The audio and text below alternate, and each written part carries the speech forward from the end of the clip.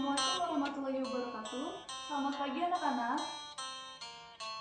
Bagaimana kabarnya hari ini? Semua sehat? Sehat? Alhamdulillah. Baiklah, sebelum memulai pembelajaran, marilah kita berdoa terlebih dahulu agar materi yang kita pelajari pada pagi hari ini dapat mudah kita pahami dan dapat bermanfaat untuk kita semua. Berdoa dimulai.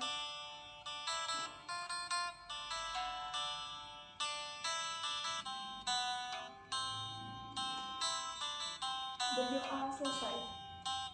Baik, apakah hari ini kelas 9C pada sesi 1 ini hadir semua? Hadir semua? Baik, akan ditulis terlebih dahulu.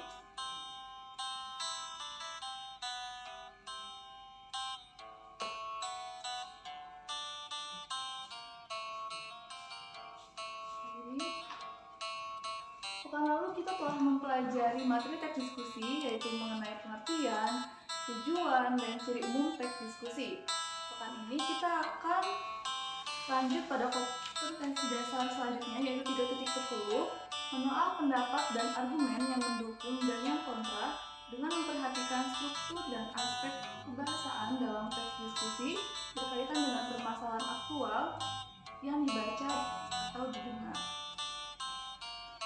Jadi kita akan mempelajari mengenai struktur dan kaidah kebahasaan dalam teks diskusi. Ibu telah membuat dua media pembelajaran atau alat bantu pengajaran, yaitu media flipchart dan flowchart.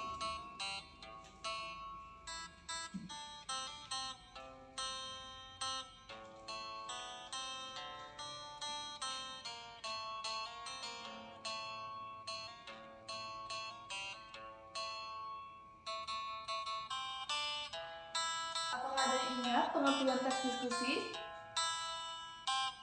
Ya, sebutkan namanya terlebih dahulu. Betul Cika. Jadi teks diskusi adalah teks yang menyajikan informasi dan opini terkait sebuah isu atau permasalahan yang dibahas melalui sudut pandang, yaitu sudut pandang yang pro dan yang kontra. Kalau yang pro itu seperti apa? Iya, yang mendukung. Kalau kontra? Iya, yang menentang. Kalau tujuan teks diskusi? Iya, Intan? Betul. Jadi tujuan teks diskusi adalah untuk menengahkan atau mengevaluasi suatu isu, topik, atau permasalahan. Selanjutnya kita akan membahas mengenai struktur teks diskusi.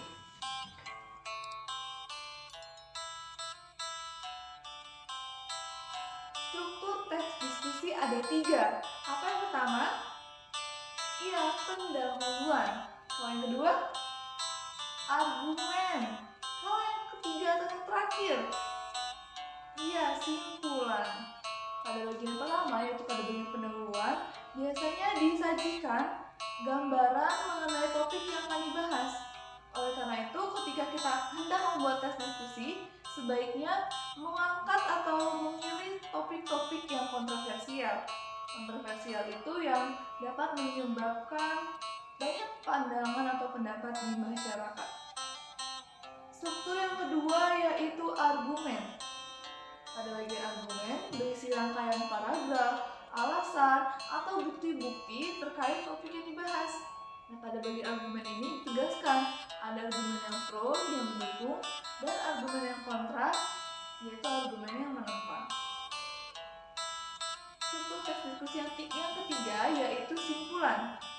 Pada bagian simpulan ini berisi penegasan, rekomendasi, atau pernyataan kembali mengenai persetujuan atau ketidaksetujuan mengenai topik yang dibahas. Apakah dapat dipahami nak mengenai struktur teks diskusi? Sudah dapat dipahami? Alhamdulillah. Selanjutnya kita masuk ke dalam materi kaidah kebahasaan dalam teks diskusi. Kaidah kebahasaan dalam teks diskusi secara umum ada 3, yaitu yang pertama konjungsi. Konjungsi adalah kata atau ungkapan penghubung antar kata, antar frasa, antar klausa, dan antar kalimat. Konjungsi dalam teks diskusi ada 4, yaitu pertama, kata penghubung sebab, kata penghubung akibat, kata penghubung penegasan, dan kata penghubung pertentangan. Kaidah kebahasaan dalam teks diskusi yang kedua yaitu penggunaan istilah umum. Istilah umum dalam teks diskusi ini yaitu berkaitan dengan topik yang dibahas. Maka kata-kata yang digunakan dalam teks diskusi ini harus sesuai dengan topik yang dibahas. Misalnya, jika teks diskusi berjudul "Bolehkah siswa membawa motor ke sekolah?", maka istilah umumnya sebaiknya digunakan atau seharusnya digunakan yaitu siswa, orang tua, lalu lintas, SIM, SNK, usia, dan lain sebagainya. Kaidah kebahasaan dalam teks diskusi yang ketiga yaitu kalimat persuasif. Kalimat persuasif ini bertujuan untuk membujuk pembaca agar apa? Iya betul, agar pembaca menjadi yakin terhadap argumen-argumen yang kita susun dalam teks diskusi. Misalnya nih, contoh kalimat persuasif yaitu penggunaan kata ayo, mari, partikelah, dan partikelkah. Misalnya, sering-seringlah mengkonsumsi air putih sebab air putih baik bagi kesehatan tubuh. Apakah dapat dipahami nak mengenai kaidah kebahasaan dalam teks diskusi? Dapat dipahami? Alhamdulillah. Baik, jika dapat dipahami, kita akan mengerjakan soal ya. Ibu telah membuat media chart dan untuk pengerjaan soal-soal mengenai struktur dan kaidah kebahasaan dalam teks diskusi akan Ibu bagikan juga.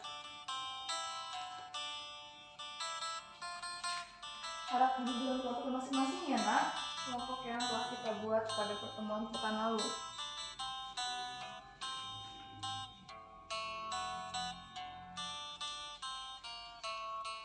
Sudah dapat semua ya nak kertasnya?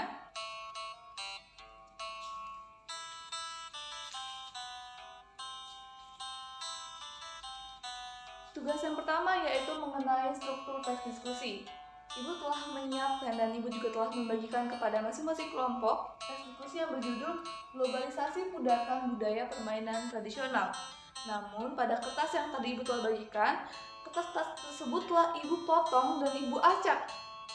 Tugasnya yaitu setiap kelompok menyusun paragraf demi paragraf agar menjadi teks diskusi yang padu. Tugas selanjutnya yaitu menentukan paragraf-paragraf tersebut termasuk bagian manakah dalam teks diskusi, apakah bagian pendahuluan, argumen, atau bagian simpulan. Dapat dipahami nak? Dapat dipahami? Sip. Tugas yang kedua yaitu teks diskusi yang berbeda, yaitu dengan judul Kebiasaan Minum Teh Baik atau Buruk untuk Kesehatan. Tugasnya yaitu mencari konjungsi dan istilah umum dalam teks diskusi tersebut. Jelas nak? Apakah ada yang ditanyakan? Tidak ada? Baik, kalau begitu kerjakan tugasnya dengan cermat ya, dengan kelompoknya masing-masing. Dan harap tenang, jangan berisik. Kelompok 1, 2, 3, dan 4, apakah sudah selesai mengerjakan tugas yang Ibu berikan? Sudah selesai? Baik, jika sudah, kita akan bahas bersama ya nak.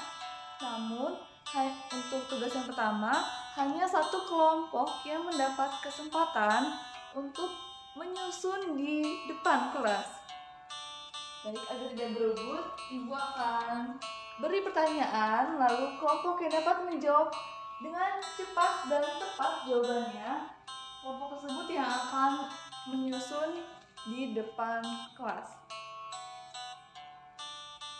Simak pertanyaan dari Ibu. Bagian teks diskusi yang berisi rangkaian paragraf yang memuat bukti, alasan, atau argumen yang mendukung dan menentang terkait isu yang dibahas disebut bagian kelompok 2. Betul, argumen. Baik, kepada perwakilan kelompok 2 disilakan untuk maju ke depan dan menyusun teks diskusi dengan judul Globalisasi Pudarkan Budaya Permainan Tradisional. Baik, siapa yang akan maju? Iya, Hana. Hana disilakan untuk maju ke depan. Baik, Bu.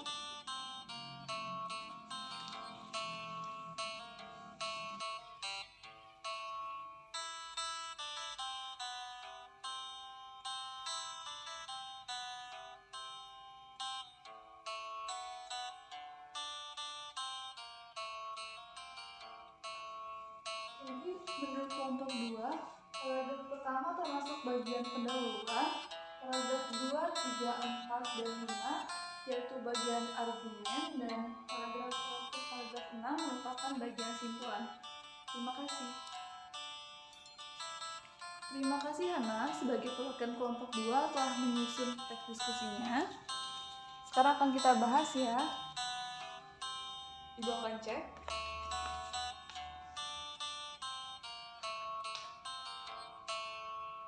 Paragraf 1 benar, paragraf 2 benar, paragraf 3 benar, 4 juga benar, 5 benar, dan 6 benar juga. Kelompok 2 benar semua ya, telah mampu menyusun teks diskusinya dengan padu. Lalu apakah benar pada bagian paragraf pertama itu termasuk bagian pendahuluan? Tentu benar ya, jadi paragraf pertama pada teks diskusi ini merupakan bagian pendahuluan. Lalu kelompok 2, paragraf 2, 3, 4, 5 merupakan bagian argumen. Apakah benar untuk kelompok yang lain? Benar? Mantul! Benar ya, paragraf 2, 3, 4, dan 5 merupakan bagian argumen. Kalau yang terakhir, paragraf 6 merupakan bagian simpulan. Jadi benar semua ya. Mantap betul. Untuk tugas mengenai konjungsi dan istilah umum kita bahas pekan depan ya nak, karena bel sebentar lagi akan berbunyi.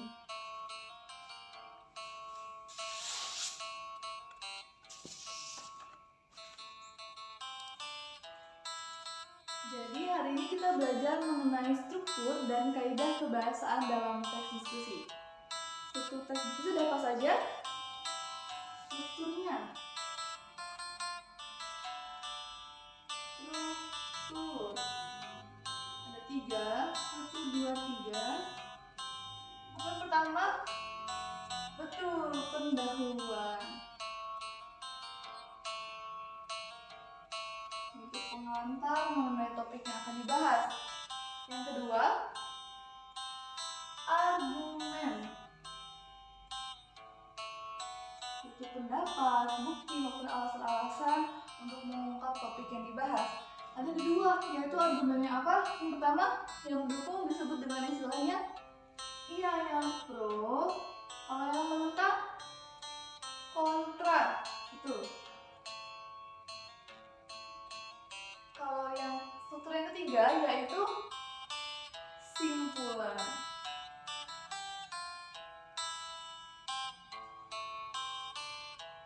Jadi kita belajar mengenai kaidah kebahasaan.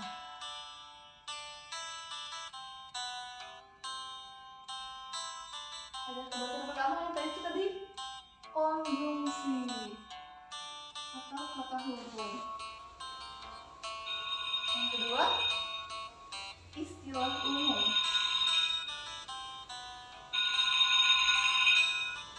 Yang ketiga, kalimat persuasi.